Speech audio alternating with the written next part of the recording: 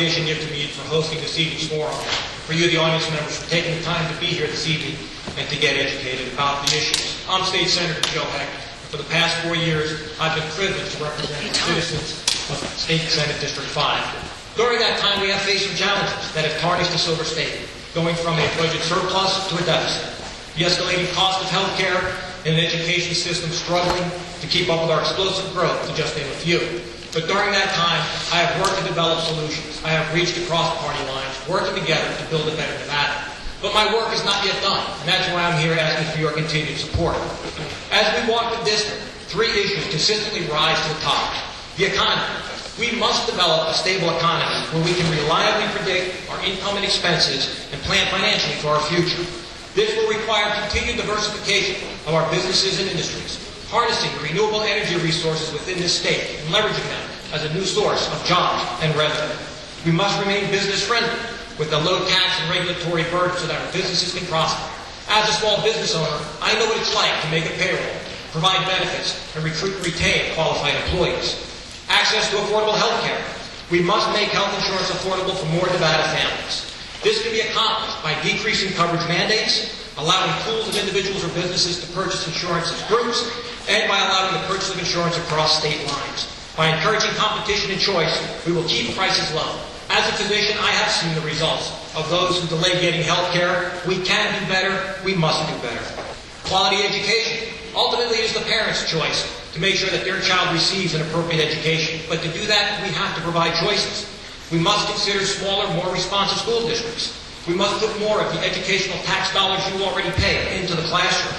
We must get back to the basics and stop diluting instructional time with curriculum enhancements and with standardized testing. With an undergraduate degree in education and teaching experience at the post-secondary level, I've been in the classroom. I know what it takes to achieve success. District 5 needs proven leadership to tackle the challenges that lie ahead. I believe that my education and experience make me the best candidate for the job. If you believe like I do and wish to return the luster to the Silver State, I would appreciate your vote on November 4th. What about that? Well, John, it's a rather interesting question, considering I was one of the first to respond to the hepatitis C crisis from 7,500 miles away, and believe that I was the first to call for annual inspections of these clinics, and urged the governor to convene the Nevada Academy of Health, an organization that legislation that I introduced created as a nonpartisan think tank to address the healthcare issues that are facing this state. Yes, I voted against screening for certain cancers. But the reason for that is because they are health care mandates that drive up the cost of insurance. And what I want to know is why the same people who bemoan constantly the price of insurance in this state are the very same ones that want to add additional mandates that increase the cost of insurance anywhere from 0.25 to 1% of the total premium. The Kaiser Family Trust recently stated that 5% of premiums go to mandates that have not been proven to be effective. Trust me, I know what screening works. I know that insurance companies pay for it when a physician orders it. But to mandate it so that a woman is paying for prostate screening and a man is paying for cervical cancer screening makes absolutely no sense to me and drives up the cost of health care. How do you decide which mandates are okay to and which aren't? Well, I think you have to look at the available evidence, the medical evidence that shows which screening tools or what mandates, what types of treatments have been proven effective. When the cervical cancer vaccine mandate came through the legislature, not just myself, but the other 2 physicians that served in the assembly all had concerns because the research was not conclusive. The research that showed it worked was that research sponsored by the company that makes the vaccine. After the bill was passed, despite our nay votes, 2 weeks later, there was an article in the Journal of the American Medical Association stating that the information was not valid.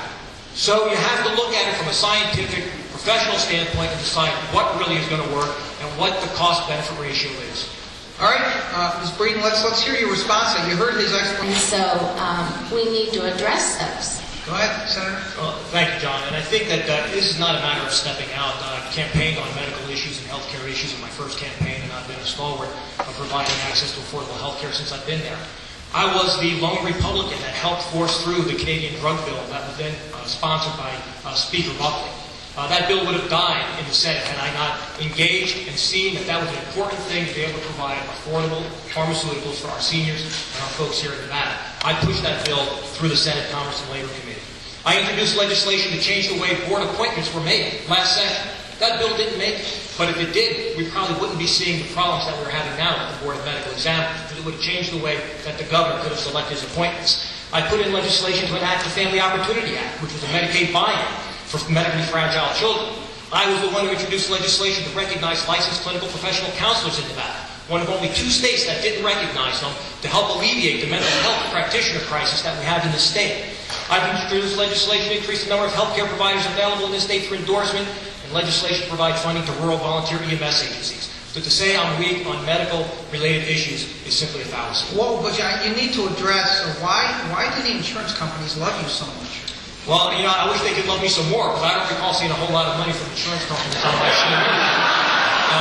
The fact is, when you have a broad base of support, and you appeal to many people because you have an open-door policy and you're willing to hear them out and listen to what they say and make informed decisions, you get contributions. Not all my contributions come from my party operatives.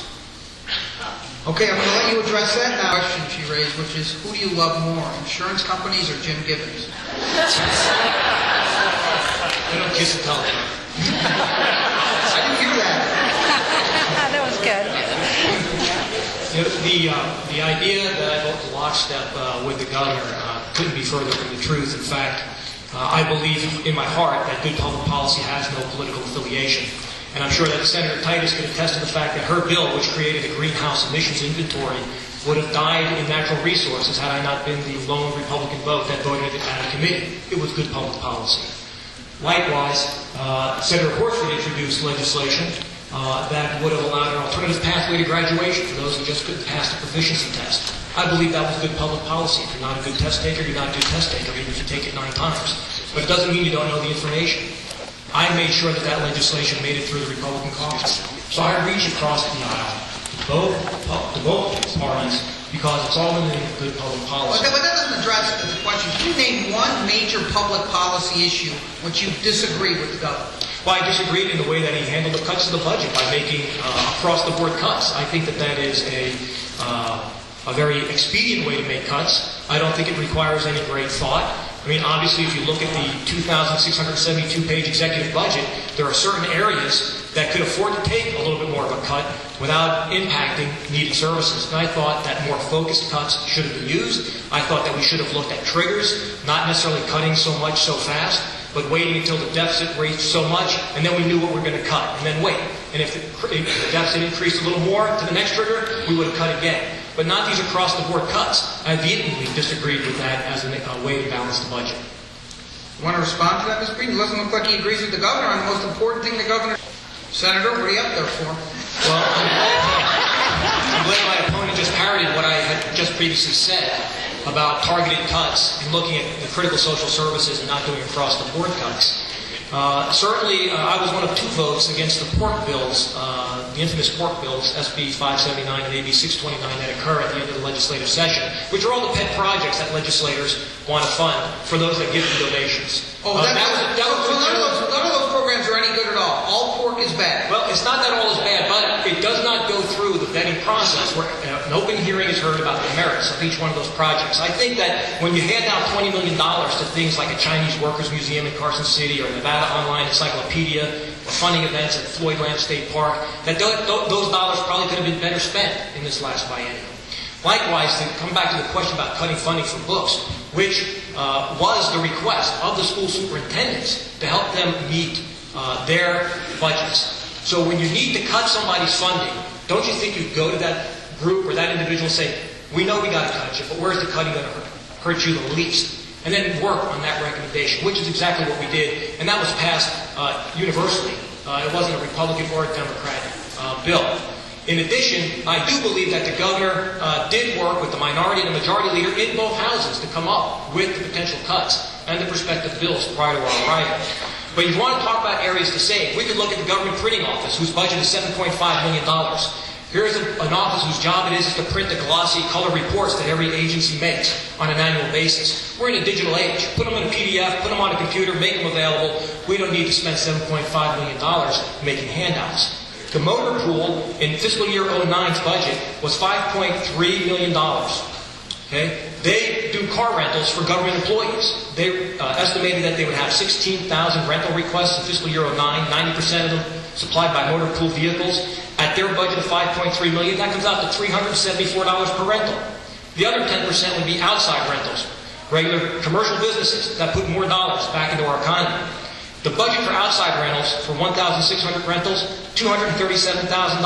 That's only $148 a rental, compared to $374 a rental at the government rate. Tell me who you'd rather pay. So you get those two and about $950 million, and we'll balance the budget next time, Senator. Well, you know, John, but you have to look at where the budget comes from, right? You got to look at where the money goes. 52% to education, roughly 30% to health and human services, 10% to public safety. There are fundamental things that government must provide. We have to provide an education. That's in our Constitution. We have to provide a system of uniform education. So we've got to be careful when we cut there. That's a constitutional responsibility. We have to be able to provide health care and health care services and human services as a safety net. Not a way of life, but as a safety net.